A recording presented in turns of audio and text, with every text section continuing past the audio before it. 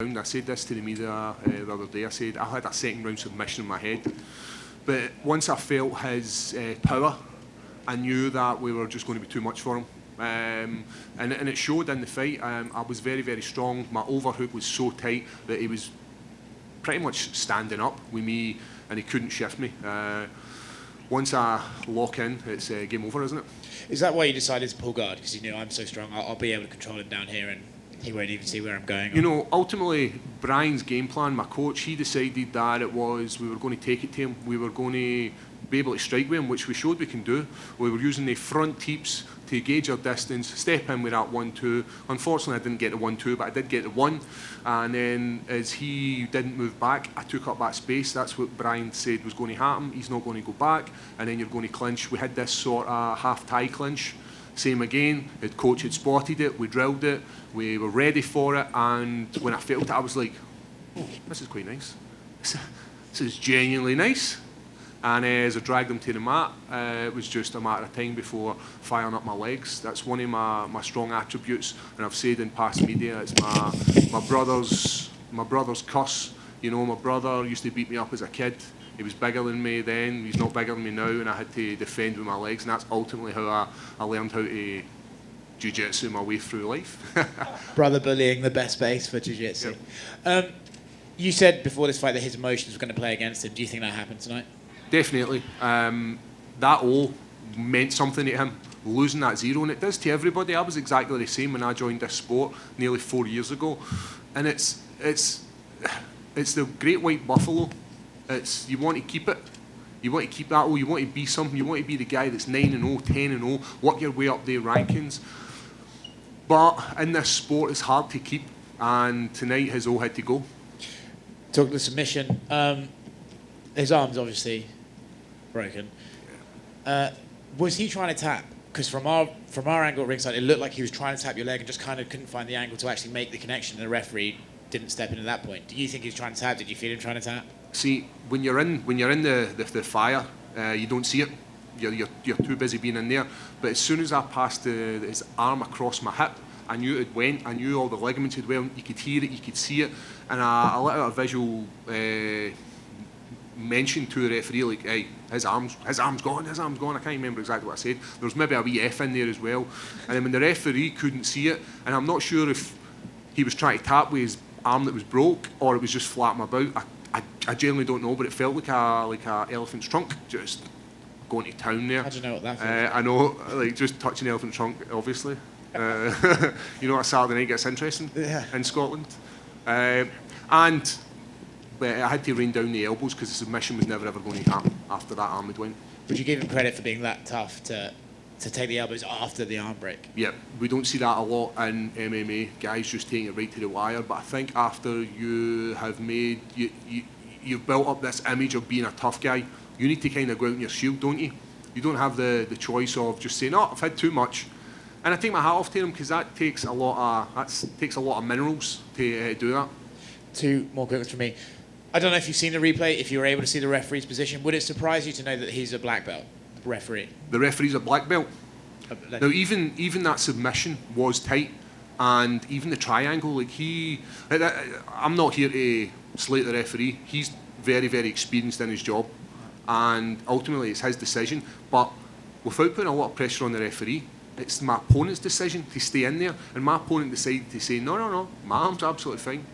So it's you can't blame this on the referee. Fair enough. Last thing, before this fight, your opponent said that one of the reasons he felt such animosity towards you, like he had some messages from fans that were racial in nature. I think most of us would say you don't support that. I wanted to give you an opportunity to tell those people that knock that shit off. No, like this sport, it doesn't matter what colour you are, what sex you are, we all just get along, and that's the way it should be. And for people that are messaging that kind of shit, it's unbelievable, man. In this day and age, that this is actually happening. So sort your shit out, man. While we're here, what's it feel like to snap a human being's arm inside an octagon? That's a question and a half. I've actually said to my coaches, walked out here, I was like, I didn't think that was possible. I genuinely didn't think biomechanically the arm should do that. But hey, who am I? I have not got a degree in medicine, have I? I just turn up and be a tough guy. In your last fight, Shogun tapped his strikes. This fight, you snapped your opponent's arm in half. Do you think it's time to start putting your name on those list of most violent fighters in the UFC? Yeah, that sounds pretty good, doesn't it? Like, it's not in my nature to be a violent guy. I do a job, and my job is entertaining, and that's what we get. If I'm not getting submissions, I'm getting crazy, broken elephant arms. Then, is any names you want for your next fight? There's a lot of good light heavyweight fights coming up. Or when do you want to get back in there? There's the top 10's pretty stacked with guys actually having already been matched up. You know, I'm looking for somebody in that top 10, 9, 10, somewhere in that, maybe 7, as far down as that. But ultimately, it comes down to people have been watching that. There's light heavyweights watching that. And if MD's out there thinks that they've got better jiu-jitsu than myself, then come and prove it. Like, I want to be the guy in the rankings who everybody fears. I want to be the Damien Maya in my division. I want to be that guy where it's like, no, we don't go to the ground with Paul. We try and keep him standing up. We want to knock him out. Well, I know he has a fight lined up, but I think a lot of people point at Anthony Smith as having one of the better submissions skill sets in the octagon. Is that someone you'd have to fight at some point just to solidify that you are the best in this division? Yeah, I'd love to have that fight, and he's been very vocal. And he said after his 2 fights ago, he said he'd love to have that fight. UFC had something else in mind for him. I think he's fighting Span at the moment, isn't he? I was meant to fight Span last year before the pandemic hit. You know, I'm ready. If there's somebody out there who wants to take this fight, then ask the boss. But ultimately, I can wait. I can wait for the winner of this. I'm more than happy. How happy are you to get in there, especially when the weigh-in, you guys got in each other's faces? You know, he felt free to kind of jaw a little bit and say some things to you. At that moment, when it happens, how set is it in your head that you want to make him have a little payback for what happens up there on the stage? You know, that sounds really nasty. Like I'm going out here and I'm like, I want to kill. Like, I'm not. That's not in my nature. My nature is to do a job, the same as it is for yourselves to put out media. That's your job. My job is just happens to be in violence, and it turns out I'm pretty good at it. So there's no animosity in me when I stand in front of an opponent. I'm fired up because that's my job, and I should be fired up at that point. So no animosity in me. And when it comes to the face-offs, that's for the fans, man. Let's give them something. Let's give them something. And the war paint, maybe that throws us off. We're thinking you're coming in ready to kill somebody because you're coming in there with the war paint. You know, when we put on that war paint, man, we go to war. And I love it. It's patriotic. It makes me feel proud to be Scottish. And and like they brought up earlier, it seemed like he went to the back really, really quickly.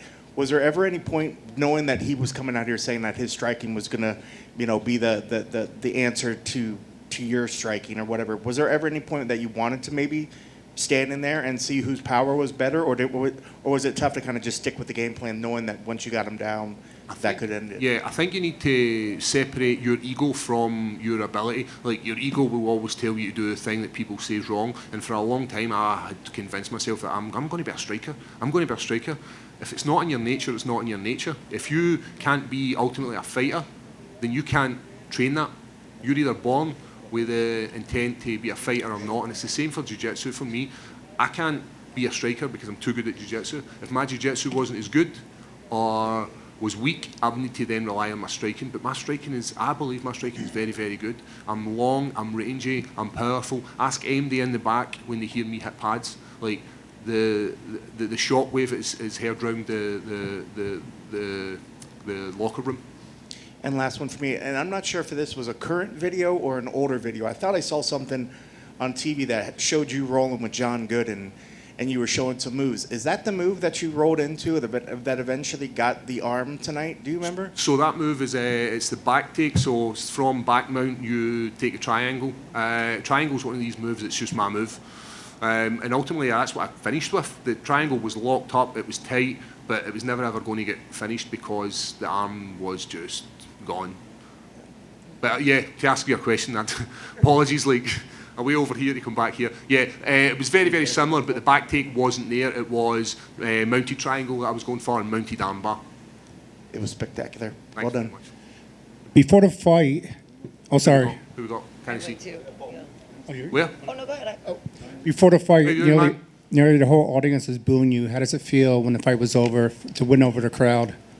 You know, it fires you, man. It does fire you up because too much love over you play up to it, but being the bad guy is good, man. Everybody loves a bad guy. Even when we watch Star Wars, So you're into pro wrestling, so you know about that. Yeah, yeah, come on. So yeah, it fires us up, and I've got a teammate, Chris Bungard, who shows me the moves to be the bad guy. Dumb as a rock. I just had a quick question. Did you know that you were a plus 225 underdog? And how do you feel about that, if you did or didn't know? So I didn't know that, but it was obviously going to be that way. You know, nobody ever rates the gatekeeper. I'm the guy that stands outside the nightclub, you know, and he's like, no shoes, no shirt, you're not getting in, regulars only. I'm that guy. I hope tonight that I've changed from being the gatekeeper, the bouncer, to then moving on to be maybe the contender, the top 10 guy, the jiu-jitsu guy. Also, you know, I feel really bad to see the people that have put on bets. Paul Craig, first round submission, Paul Craig, submission. They're not going to get their money because it's went down as a TKO. Like, I feel really bad about that, and I apologise to everybody out there who's not wasted money, but placed a bet on me, man. I apologise.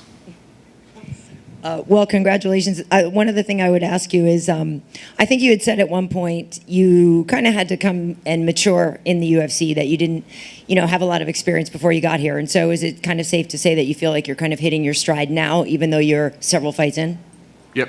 You know, I said to you before, Karen, I was too early to the sport. I was far too early. I started this sport when I was in my mid-20s. It got to the UFC by the time I was 30. Too soon for me. I didn't have enough ring time. I won all my fights by first round submission. Had never faced any animosity in the octagon, and that showed in my first 4 fights in the UFC. I was green, and ultimately I had to go back and learn my craft. And learn my craft in the octagon. You don't get a chance to learn your craft out it when you're a UFC fighter. And when you go to any other gym other than your own gym, you're fighting. Everybody's coming for the guy who's in the UFC and the guy who's not the best in the UFC. And I believe I've changed that sort of not the best. I believe I'm in the mix, and I believe that people are scared of my skill set, and I hope people are scared of my skill set, because if they're not, it's going to be a bad night for them, and we've seen that tonight. Thanks. Congrats. KB, Yeah. we hitting some whiskey up tonight? Perhaps, yes. Yeah. And we're out. Dumb as a rock.